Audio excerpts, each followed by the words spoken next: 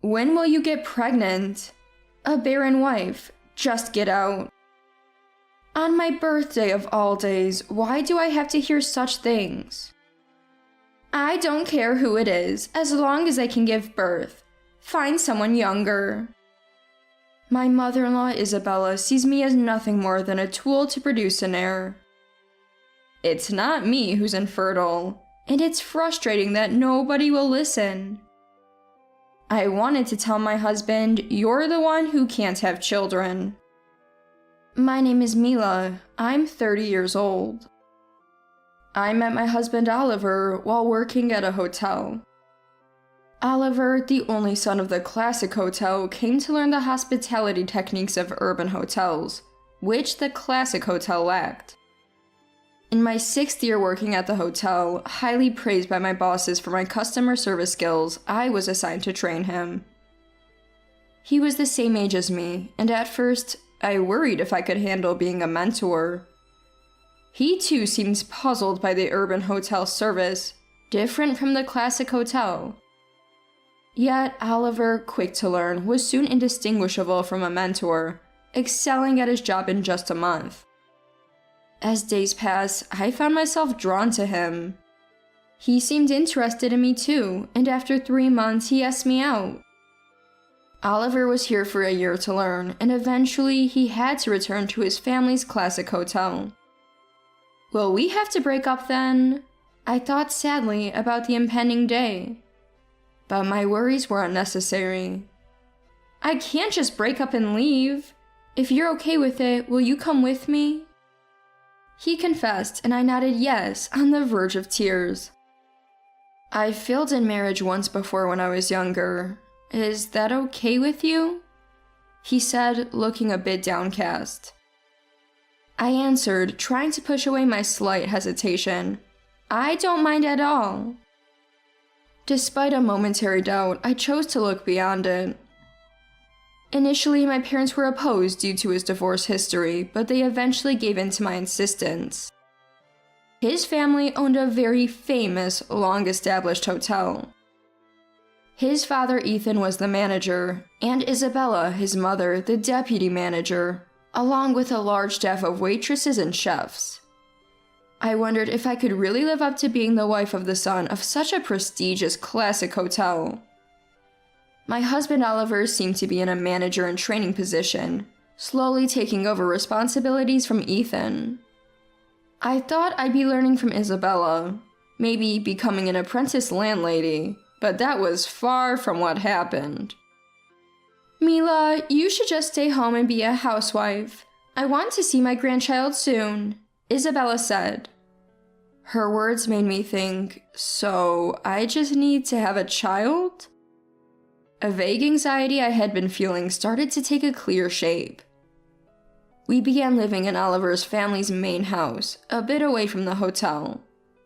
Oliver's behavior had clearly changed.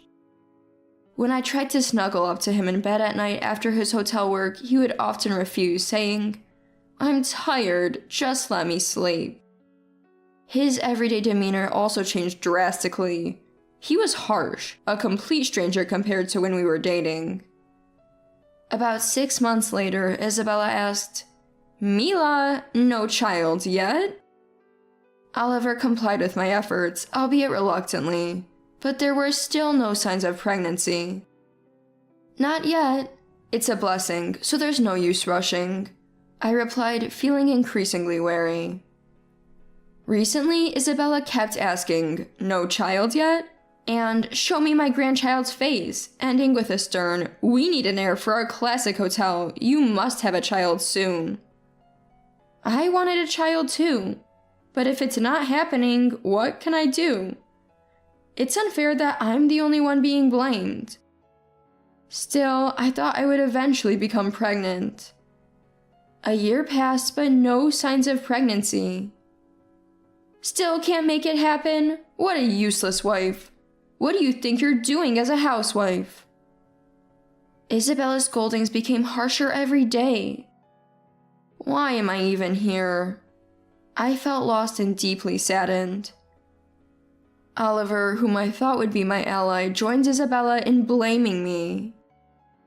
Hey Mila, why don't you see a doctor and get checked out? Isabella suddenly suggested. Indeed, it was a good idea. If there was a cause, I wanted to know it. Knowing might lead to pregnancy and escape from this treatment. Okay, I'll make an appointment at the hospital tomorrow and go with Oliver.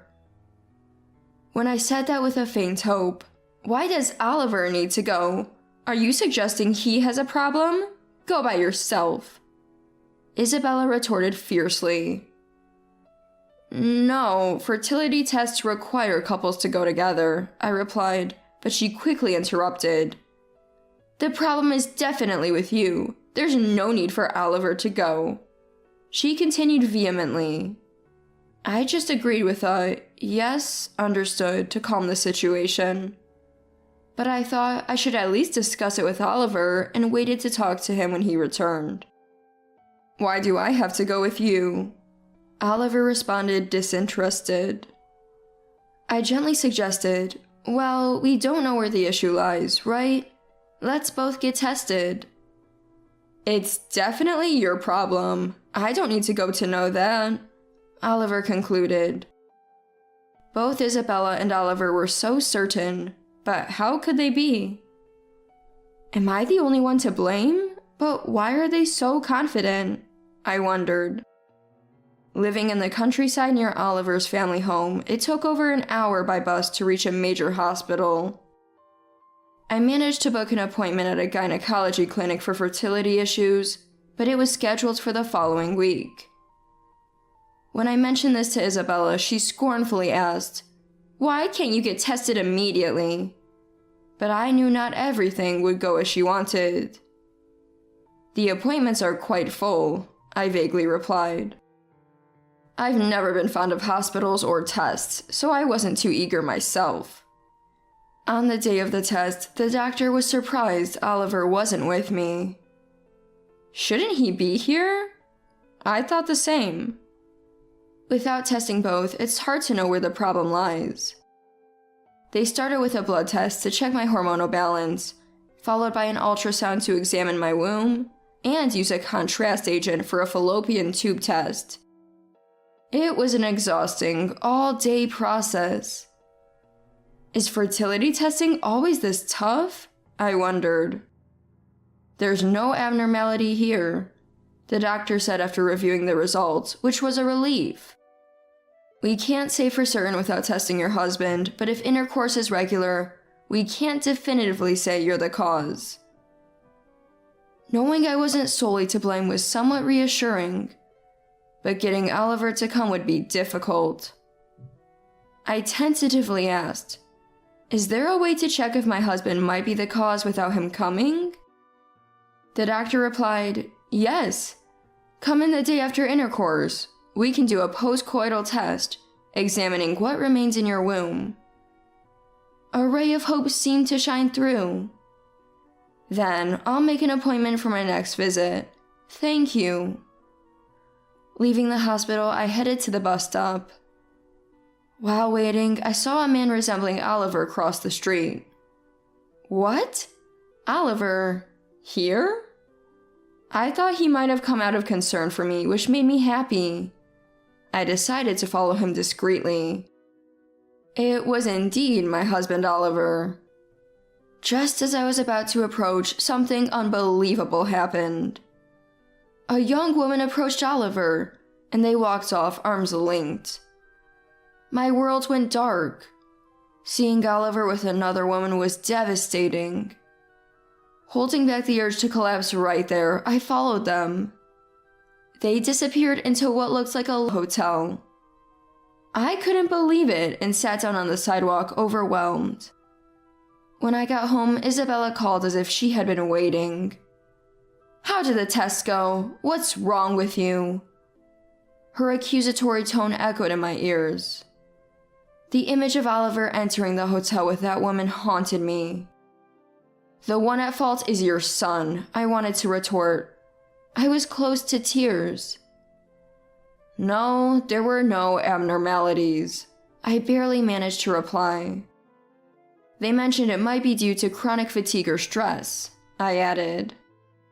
Isabella scoffed. Ugh, fatigue? Stress? I've given you the leisure of being a housewife, and this is how you respond. Just make a child quickly. If you can't, we might as well divorce. I was too despondent to fight back, even though it might have been easier to let it all end. Oliver didn't come home that night. The next morning, he likely went to work as usual. I started the day feeling like I wanted to disappear. The night before the follow-up fertility appointment, I reluctantly initiated intimacy with Oliver. Despite his usual excuses of being too tired, he surprisingly accepted. I couldn't forgive him for being with that young woman, but I couldn't endure being oppressed anymore. That night, I put on my best act to welcome Oliver. The next day at the hospital, the doctor informed me, "The infertility issue is on your husband's side." All the emotions I've been holding back overflowed, and I cried. It's not my fault after all, I thought, crying freely. Crying made me feel a bit better. I decided to talk to Isabella and Oliver to make them understand the situation. As expected, Isabella was waiting for me at the house. "Welcome back. How did it go? Is there a treatment?" As I remained silent, "Don't just stand there, say something. A wife who can't have children might as well leave." Isabella, infuriated, said, "No, I don't need treatment. The problem lies elsewhere," I said. At this, Isabella yelled even louder. "Are you saying it's Oliver's fault? That's impossible because..." At that moment, Oliver arrived and said, "My fault? What are you talking about? I already have a child." I was stunned. A child? With whom? Oliver calmly replied, "Didn't I tell you I was divorced? I had a child with my ex-wife, but she took the child when she left." Isabella, listening to this, "Yes, that's right. We lost our grandchild to that woman. How frustrating," spat out bitterly. "So, there's no issue with me, understand?" Oliver added. I finally understood their attitude. "A barren wife is no use to me. A younger woman might get pregnant quickly." Oliver coldly remarked, "Today is my birthday. How can you say such things?"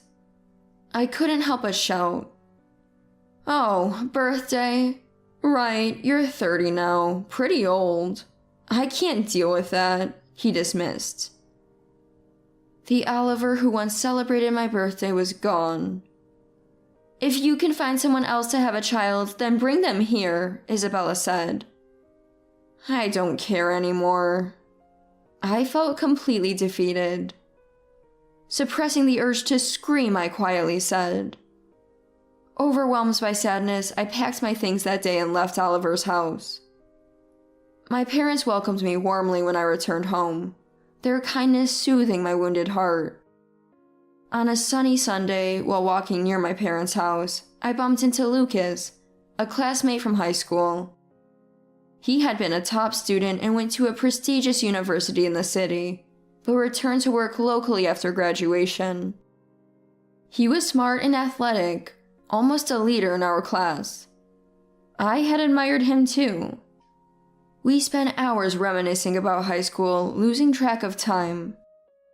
We exchanged contact information, and later that night, he asked me out. On the next holiday, he invited me to a movie. Hesitantly, I agreed. As we walked side by side after the movie, he shared his life story. He had a girlfriend in university, but broke up after graduation. So, he's not married. He wouldn't have asked me out otherwise, I thought. Walking beside my high school crush, I couldn't help but feel embarrassed, despite my age. After being invited to several meals and movies, he asked me out. I decided to reveal that I had failed in my marriage and had returned home. He looked surprised at first, but then said earnestly, I see you've been through a lot, Mila. I'm sorry if I was insensitive. I quickly responded, "I appreciate that, but I've had my share of hardships." He suddenly stood up apologizing. He's truly sincere. Watching his gesture, I thought. But then I remembered how I once thought Oliver was impressive. My judgment hasn't always been reliable. However, as he continued to speak earnestly, I couldn't help but burst out laughing. When was the last time I laughed like this? He said, "Don't laugh, that's rude." But seeing him like that made me laugh even more. "Thank you. Sorry." I was laughing, but before I knew it, tears were streaming down my cheeks. He panicked. "Sorry, I didn't mean to make you cry. Forget it," and bowed again. "It's okay. It's just that I haven't laughed like this in a while. Don't worry about it," I said with a smile. As time passed and my heart healed a bit, I accepted his offer to date. I believed things might work out with him, unlike my painful past with Oliver. Then, after about a year of dating, he proposed. His acceptance and kindness were so comforting. Eventually, I became pregnant. After struggling so much with Oliver, I was almost taken aback by how easily I conceived with my new partner. We had a beautiful baby girl. While holding my child, I remembered Oliver. I didn't want to think about him, but if the test results I knew were true, whose child was the one he had with his ex-wife? Considering Isabella's fury, it wouldn't be surprising if his ex-wife had left alone with the child.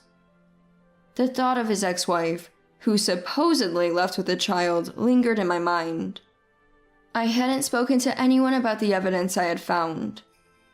Although it was a part of my past I should leave behind, the unresolved feelings nagged at me.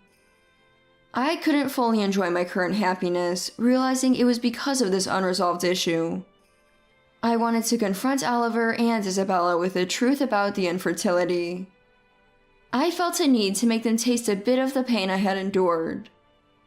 That anger resurfaced, but the more I thought about it, the more I realized there was nothing I could do alone. I suddenly thought, if I can meet Oliver's ex-wife and learn the truth, it might clarify things. I immediately hired a private investigator. Soon, I learned from the investigator that she lived not far from where I currently resided, and she had remarried and built a happy family. Gathering my courage, I called her. "Hello, is this Charlotte? My name is Mila." There was a sense of bewilderment on the other end. "I have some questions about your ex-husband, Oliver. You know him, right?" She almost hung up in panic. "Wait, I suffered horribly at the hands of him and his mother. I've been gathering evidence for revenge. Can we meet?" After hearing my story, she agreed. We arranged to meet at a nearby cafe. She arrived with a boy. He didn't resemble Oliver. Noticing me studying the child, she said, "Actually, this boy is my current husband's child." I was surprised, and she started to share her story. Oliver had a habit of cheating, even during their marriage.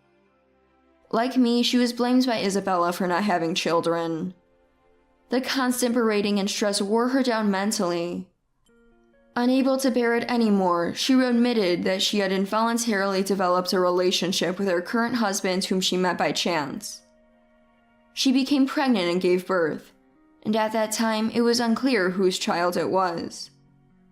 Weakened mentally and unable to cope with her guilt, she initiated the divorce and went to her current husband, eventually remarrying. Hearing this, I suggested a plan. Initially shocked, she agreed to join me in repaying those who had wronged us. We consulted our husbands and decided to stay at Oliver's hotel, pretending to be recent mom friends. Our husbands made the reservations, and the day finally arrived. The familiar scenery brought back painful memories. Steeling myself, we entered the hotel. Isabella greeted us politely, but her expression changed drastically when she saw our faces. Her look was not that of the deputy manager of the classic hotel. It made sense. The ex-wife had returned, bringing her child and her new husband with her. After being shown to our rooms, I said to Lucas, "I owe a lot to the deputy manager here, and I want to thank her in person. Why don't you take a walk for a bit?" Lucas, holding the child, went for a walk with Charlotte's husband. The waitress who came to our room recognized me and was surprised. "It's been a while. Could you please call the deputy manager for me?" I asked and she agreed, then left. Soon, Isabella and Oliver arrived together. Seeing Charlotte, Isabella immediately shouted, "Give back my grandchild, you fool!" "What? Your grandchild? There's no such thing," I said mockingly. Oliver, red-faced with anger, yelled, "What are you talking about? She took away the child we finally had." "That's where you're wrong. You don't have any children. Don't you understand?" I retorted with a hint of triumph. "I have a daughter now with my current husband." Isabella tried to speak, but I continued. "You're sterile, Oliver. The infertility was your fault, not mine. You're the one at fault." Oliver's face turned ashen, a stark contrast to his earlier anger. Isabella, although trying to maintain her composure, couldn't hide her shock. "No grandchild? We can't have a grandchild. What about the hotel's heir?" Isabella muttered to herself. Eventually, she stood up unsteadily, looked at us with a blank expression and said, "This is all your fault. If it weren't for you two, everything would have worked out. It's all over now." With that, she left the room with unsteady steps. When our husbands returned, Charlotte and I told them to rest in the room, and we walked around the hotel and outdoor pool with the children. The waitresses, seeing us with the children, seemed to be talking. Apparently, we were known as wives who left because they couldn't have children. Now, seeing us with our children seemed to surprise them. Charlotte and I felt to years of pent-up frustration dissipate. Oliver's infidelity and divorce history quickly became the talk of the town. In the countryside, bad news spreads fast. Oliver had been advancing a marriage arrangement with a daughter of a major hotel's president, but it fell through. He had hopes for financial support and management assistance from that union. A political marriage in this day and age? It seemed unbelievable, yet such things still happened. I heard that relying on that marriage for funds, they had started renovating the hotel and now were struggling with finances, burdened with a huge debt. I later learned through online sources that the once bustling classic hotel, known for its tradition, had become just an old, unremarkable hotel with dwindling customers. The once lively place was now eerily quiet, as negative reviews quickly spread. It seems that a business resting on tradition alone, managed by someone who neither cared for their family nor respected people, was destined to fail. Charlotte, whom I met through this incident, and I continued to maintain close family ties. And now I am expecting another child. I already have a daughter, so I'm hoping for a boy this time. Thinking about it fills me with excitement. Charlotte is also expecting her second child soon. Both of us suffered at the hands of the same man, but now we are truly happy.